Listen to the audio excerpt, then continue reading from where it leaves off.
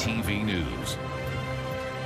Good evening. Thanks for joining us. I'm Carlyle Fiset. We are broadcasting tonight in London and Windsor with breaking news from Washington and an apparent breakthrough in Canada-U.S. trade negotiations. President Donald Trump, just in the last hour, has announced a deadline extension for his 50% tariffs, indicating a deal has been reached.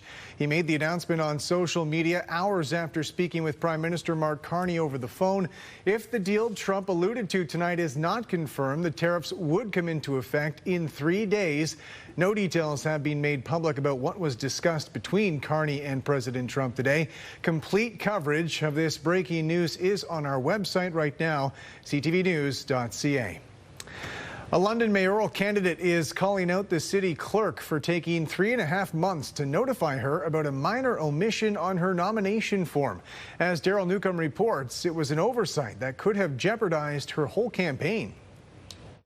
When the nomination period for the upcoming municipal election began May 1st, Kirsten Crows was the first to file paperwork to run for mayor. So 3.5 months later, Crows was shocked to receive an urgent email from the elections office that her candidacy was at risk. Yesterday afternoon at about 4:37, I think is the timestamp, I got a message that said urgent. The email warned, to have your nomination certified and your name appear on the ballot, you must attend the elections office to update your Form 1 no later than 2 p.m. Friday. It turns out Crows hadn't filled in one line on her nomination papers, and she needed to write City of London in the space. There are, in fact, 2 steps to getting a candidate's name on the ballot. First, the candidate has to come here to City Hall prior to Friday at 2 p.m. to file their nomination paperwork.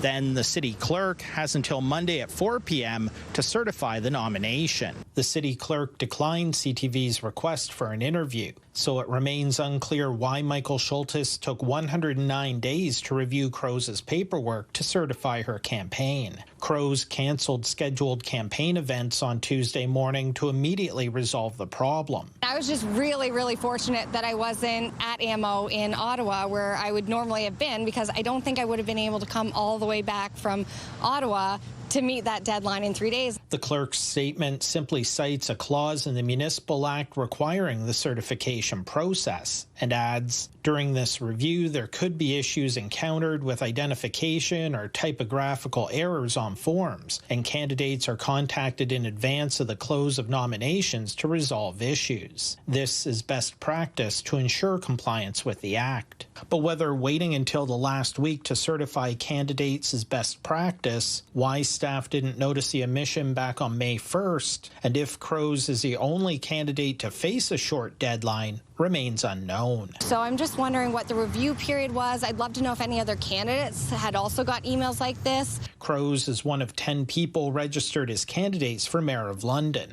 The complete list is on the City of London website. Daryl Newcomb, CTV News. Union leaders say they're getting closer to resolving a labor dispute for striking community living London workers. They've been on the picket lines for more than 3 months, now resorting to mediation to get a deal done. With the latest, here's Jerry Dewan. Striking OPSU 166 members left picket locations throughout the city to converge in front of the Ramada Inn at Wellington and Exeter Road. It's where a number of developmentally disabled people have been housed during the job action. The OPSU members insist their strike is primarily about those individuals. These are the most vulnerable people in Ontario, and they need our government to do better. The picket line had a more upbeat tone, with this being the first day private mediator Jerry Lee has become involved in the negotiations. If both sides approve, Lee could take on the role of conciliator, allowing him to put in place a binding agreement. But support worker Tamara Duggan worries the systemic shortcomings of community living services still won't be addressed once a deal is reached. I think that we all strive to do the best we can with the little resources that we have. But this time was really about making sure that people are aware that those resources are dwindling. Over the lunch hour, striking community living London members gathered at the OPSU headquarters on Dearness Drive. They were here for a barbecue and a solidarity rally. What do we want? Fair wages! When do we want it? Now! Local 166 President Lisa Fuster says recent contracts have seen the almost 660 members receive minimal pay increases. We can demonstrate year after year we've taken zeros or 0.5s, nothing over 1% for sure. She says a structure where they negotiate with Community Living London leadership when the actual funder is the Ontario government makes having productive talks a challenge. She also points to the ongoing affordability issues facing those with developmental disabilities, with many ending up on the streets. This is not just about wages, this is about the support and the crisis that this sector's in. Joining in this rally were staff from Ingersoll Support Services. The OPSU 172 members were locked out on May 23rd. Like the 166 members, they're still trying to get the 6.5% pay bump other public sector workers received after the Ford government's bill freezing public sector wages was overturned by the courts. I don't feel like we should have to fight this hard for something that was owed to us and taken from us. The 172 negotiating team will be meeting with the arbitrator on Wednesday. Jerry DeWan, CTV News. A southwestern Ontario woman says she lost tens of thousands of dollars to a pool contractor. A court actually ordered the money be repaid to her, but as Sanjay Maru reports, she's still waiting. This is our backyard. This is a nice patch of green grass, which should have been a big hole in the ground with blue water in it. But that pool never materialized. The man she and her husband hired, Thomas Dowling, later pleaded guilty to fraud and in January 2025 was ordered to pay restitution forthwith. We have not received any restitution from Tom Dowling. A restitution order shows Di Gregorio is owed roughly $55,000. As CTV News previously reported, the former contractor is now disabled due to a partial foot amputation and circulatory issues in his legs. At sentencing, Dowling's lawyer said his client had fallen into a, quote, rob Peter to pay Paul situation. Proceeds from the sale of a home were used to compensate one of the victims, but he was not in a position to pay the remaining victims. The court also heard Dowling had moved to New Brunswick with directives established so he could carry out the conditions of his sentence there. But Di Gregorio says she left court expecting to finally recover her losses. We understood that the monies would be coming to us to be paid forthwith. Di Gregorio has since been trying to figure out what happens when an order to pay does not result in payment. Lawyer Dan Scott says there's no automatic enforcement. Unfortunately, the standalone restitution order doesn't have its own collection mechanism. But Scott says victims have options. The restitution order can be registered as a civil judgment, allowing for wage garnishment, property seizure, even the forced sale of land. A debtor can also be ordered to appear for an examination, and failure to show can escalate matters. If they compel him to come for a debtor's exam and that's a no-show, they can issue a warrant for the person's arrest. Why are we having to lose sleep over this? This is a lot of money. $55,000 is a lot of money to lose. For Di Gregorio, the money is only part of what she lost. She says the experience has left her second-guessing who she can trust. It's a horrible way to live. Sanjay Maru, CTV News. There are concerns in Windsor over a lack of parking near the Gordie Howe Bridge's multi-use path. With more on that, here's Bob Belichico. Parking near the Gordie Howe International Bridge has been a challenge for some visitors. The driver of this vehicle wondering if they are allowed to park in the lot directly across the street from the entrance to the multi-use path. We decided to park here just to see whether it is possible. It looks like it's possible for now. We don't know about it in the future. There are no signs, so for out-of-town visitors, the risk is worth the reward. It's beautiful. Walking up there, coming down, it was amazing. The bridge website encourages people to plan ahead. In Windsor, they suggest parking at Malden Park, almost 4 kilometers away. And they're about an hour and a half walk away. Well, you can't expect people to want to, walk all the way from there and then also walk about 5 kilometers total if you go both ways back. Maria Kulas Rosatani drove in from Harrow, parked at Malden, and got lost with her friend. And we wasted about 3.5 hours, but we got a lot of catching up done in the meantime. So definitely do your research prior to leaving to make sure you're where you think you are and that you prepare and allow for enough time. This couple parked at Black Oak Park and walked 17 minutes to the entrance. Had I known that there was this parking lot right across from the entranceway, I would have parked here, but there's no signage. You don't know where to park. And how I found the other one was just like Facebooking. The property is not a designated bridge parking lot, but many are using it. If you're not doing anything, you want to hang around for a couple hours and don't let them tow me. Now, the City of Windsor owns property near the Gordie Howe International Bridge. Media used it as a parking lot a few weeks ago for the ribbon cutting ceremony. Now, I just did the walk from here to the entrance of the multi-use trail, and it took me 5.5 minutes. One catch, though, the city has put up a few use at your own risk signs. Now, there is street parking on the Detroit side and a lot at Clark Park, which is a 7 to 9 minute walk. I feel there's a need that we need an official parking lot for people to be able to be encouraged to walk and bike across this wonderful bridge. So I hope they do it in the future. Bob Belichico, CTV News. Residents near Port Elgin are coming forward demanding their local councillors block a potential energy storage project. As Scott Miller reports, they're hoping municipal leaders follow the same decision made in Huron County just last week. To meet Ontario's growing desire for more energy, 29 acres of farmland near Port Elgin could soon become home to one of Ontario's largest battery storage projects. I am worried that it's going to happen, truly. This is where my family grew up. Neon Canada would like to build an energy storage complex along a hydro corridor just south of Port Elgin. It would encompass 344 lithium iron phosphate batteries and 89 transformers to take power off the grid at times of low energy demand and return it to the grid when energy demand is high. This is not the place for it. There's all kinds of places that this thing can be located. Away from people, away from livestock, away from wildlife. The loss of farmland concerns others. Every day in Ontario, 320 acres of farmland is lost to development. My husband and I are farmers, and we've farmed this land with our children, and I can't imagine not being able to farm it anymore and pass it on to future generations. Schwa says she's concerned about what would happen if the batteries caught fire. They claim that that will never happen.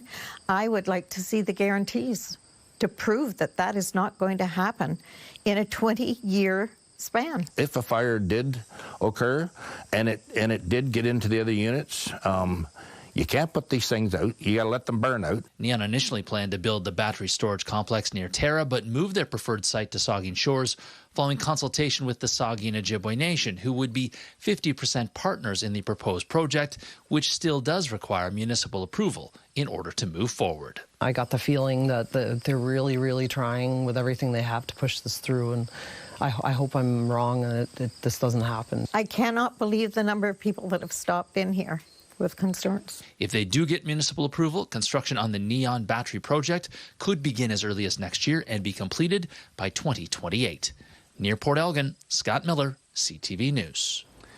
As many as 16,000 students in Grey County could be without a ride to school when classes get back underway next month. With more on the unresolved dispute with bus drivers and the provincial government's role, here's Rob Cooper. Thousands of young students in Grey Bruce may not have a school bus available to get them to and from school come September, and parents are fearing the worst. It makes it harder for everybody. Yeah, like finding childcare and getting him to school on time and everything like that. It's a pain. You're hoping for the best. Absolutely. The 6 school bus companies that transport students to and from schools in the region are without a contract with the province, and that could force parents to find their own way to get their young ones to class. We're calling on the province to get back to the negotiating table. The executive director of School Bus Ontario says the province originally offered a 0% pay increase for 1 year. That was followed by a second offer that was turned down. The offer was a take it or leave it offer. The operators felt it didn't cover their costs, so here we are at an impasse. An impasse with just weeks to go before school resumes. School Bus Ontario says operating costs have gone up by 71% and they need a substantial pay increase to cover those expenses. It says if a new contract is not reached by Friday, buses will not be on the road for the first day of school. The previous contract expired in June. It's a stress for a lot of parents for sure. I don't know how people will manage to get their kids to school if they don't get it sorted out before school starts. The Blue Water District School Board says in a statement that it remains hopeful it will reach a fair agreement with school bus operators. Talks are ongoing between all parties and have continued this week, and we believe there is a path to secure reliable transportation for this school year at the negotiating table. It goes on to say it sent out notice yesterday because it wanted to be transparent with families about the risk that bus service may not be available for all students at the start of the school year. We recognize and understand the challenges this presents. This is going to be substantial for families having to drive to and from school every day, maybe twice a day, find carpools. All of these things are going to be disrupted, not to mention field trips and sports and whatnot. So about 16,000 students on some 308 bus routes could be affected if a deal isn't reached by the first day of school. Parents are being encouraged to make alternate plans just in case. Rob Cooper, CTV News, Meaford. Provincial government officials say there will be no more campsites removed from Pinery Provincial Park. A local camping advocate had spearheaded a campaign after learning 91 campsites had been removed from the park in the spring. A 45-day period allowing for public feedback on park management ended yesterday. In a statement, Ontario Parks officials say only 52 sites were removed last year from an ecologically sensitive area. They also say no further campsite reductions are planned, and work is underway to relocate a portion of the impacted sites to other development zones within the park. Later on CTV News, an overseas adventure for a southwestern Ontario dragon boat team, the cancer survivors paddling for each other.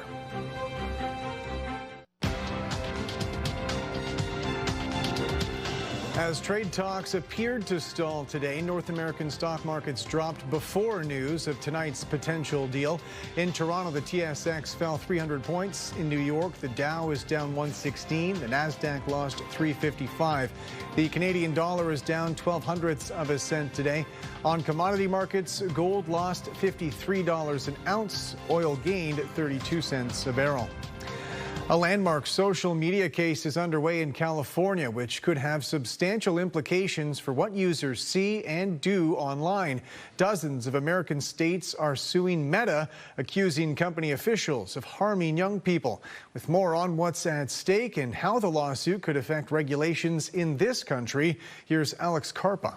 What were you talking about? Jocelyn Lalonde has 3 kids, including 11-year-old Josephine. She doesn't let any of them use social media, saying she's concerned about the impacts it has on young people. Social media in our home is not an option, but I think it's important, of course, to have media literacy and to talk about these things, so we don't shy away from the conversations. Her concerns echo the questions now being asked at the heart of the Meta trial in the United States. A bipartisan group of 29 U.S. states is suing Meta, accusing the company over claims Instagram and Facebook were designed in ways that harmed young users' mental health. These are some pretty serious claims. Meta tried every sort of legal theory that it could to get the case dismissed before trial, and those were basically unavailing. So there's a great deal of peril for Meta. Meta is expected to tell the jury that the company made efforts to keep kids safe online. Experts say this is the biggest legal test on social media's effects on young users. This is the reckoning that opponents of social media have been waiting for years. At the beginning of June, Ottawa introduced the Safe Social Media Act, which proposes a 16-year-old minimum age requirement for social media use. Manitoba was the first province to announce a possible full ban in April. Tech analyst Carmi Levy says the trial could reshape the entire social media landscape. How the legal processes in cases that are currently in play in Canada will play out will largely depend on the precedent that's set in this American case. Meta co-founder and CEO Mark Zuckerberg and Instagram chief Adam Mosseri are expected to testify at a trial that is scheduled to last for 6 weeks. Alex Carpa, CTV News, Winnipeg. Good evening. I'm meteorologist Gary Archibald for CTV News. We are in the midst of increasing activity coming from the west, and this flow of energy could bring some showers, maybe along this cold front, potential of instigating some thunderstorm activity through midnight, perhaps even towards the rush hour tomorrow morning. Wednesday's not a complete loss.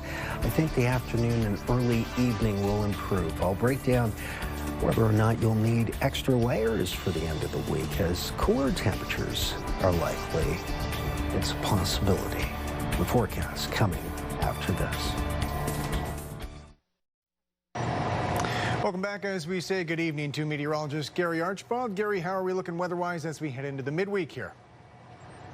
Carlyle, I think we'll see a cooling trend, temperatures falling off just a bit. We expect that towards the latter stage of the month of August, and we could still see some rain through the overnight between midnight and, say, 4 a.m., possible showers and developing thunderstorms along a boundary moving through.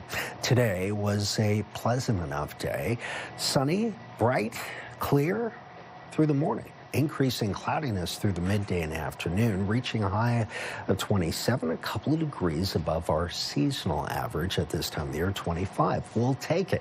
But you can see an expansive cold front. In fact, there's essentially two fronts sweeping through the lower Great Lakes at the same time. The first, relatively weak. The second is more defined and stronger, hence the showers and thunderstorms moving through early, pre-dawn. 4, maybe 5 a.m. we'll see the worst of it across southern Ontario. And the rainfall tallies, as you can see, the spread and the timing, it's significant. Sarnia, Goderich, Grand Bend could be in the midst of the worst, but I think Sarnia and the north shores of Lake St. Clair probably the worst of it. And thunderstorms locally could certainly put down even more rain than the expected 30 mils in Sarnia, and that would be a moderate event. The event obviously passes. We'll see increasing sunshine and fair weather cloud towards the afternoon. We'll reach a high, a cool 23 degrees today, 2 degrees above seasonal. Tomorrow, 2 degrees below seasonal. And then we'll see some sunshine. Nice way to end the work week for most. Thursday into Friday, 26, then 27. Back to more seasonal values.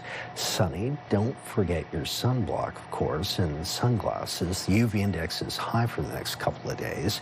Saturday, Sunday, Monday, Tuesday, we are in the low 20s, and it's cloudy and potentially wet, especially for Saturday into Sunday morning. The temperatures cool off for tomorrow. Early morning showers, thunderstorms, potentially across the Midwestern tier.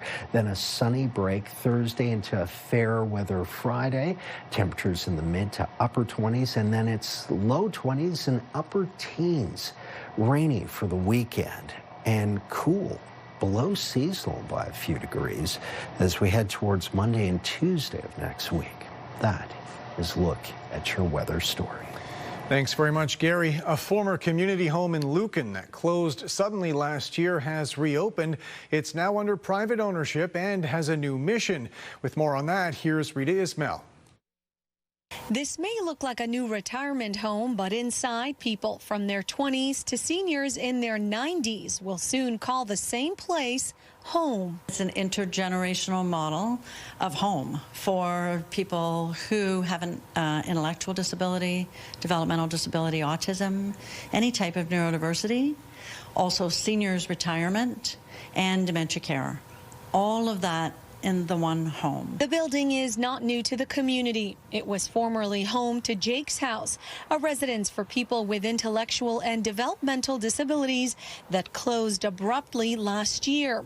Highview later assumed control of the property and has transformed it into an intergenerational home with 53 suites. It's really going to create a space where people of different ages and abilities and backgrounds can come together and be at home and share time and meals and experiences, and I think it's going to be lovely. Highview says support will be tailored to each resident rather than expecting everyone to follow the same routine. What you might need for support for your independence is different than what I might need for my support.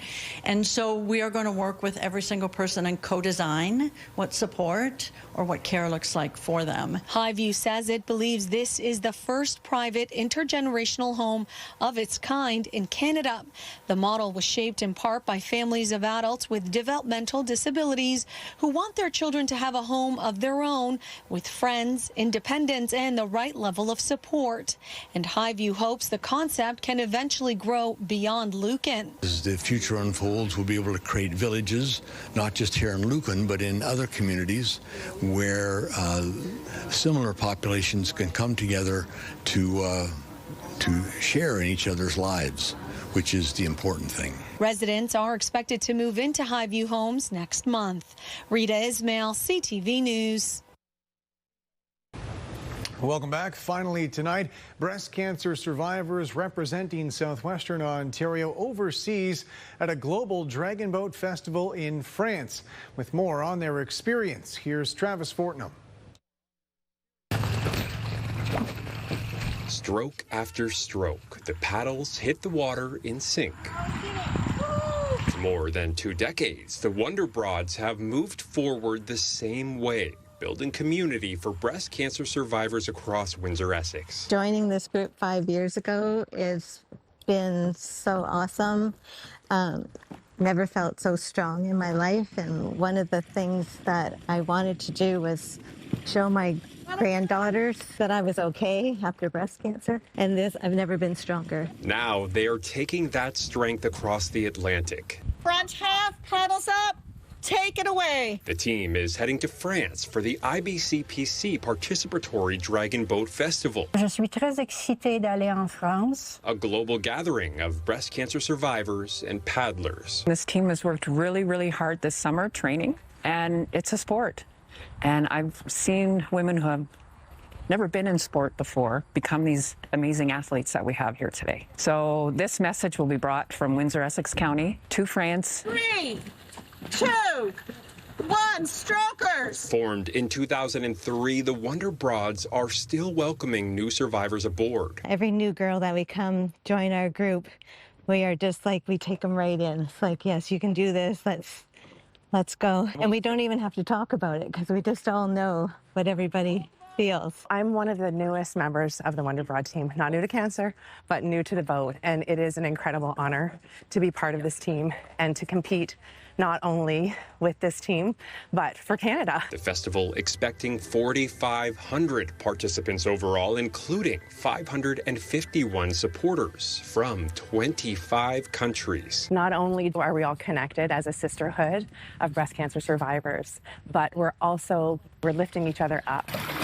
The Wonder Broads will race in France, August 28th and 29th. Travis Fortnum, CTV News. And that's it for us. Thanks for watching. For all of us at CTV News, I'm Carlyle Fiset. Have a good night.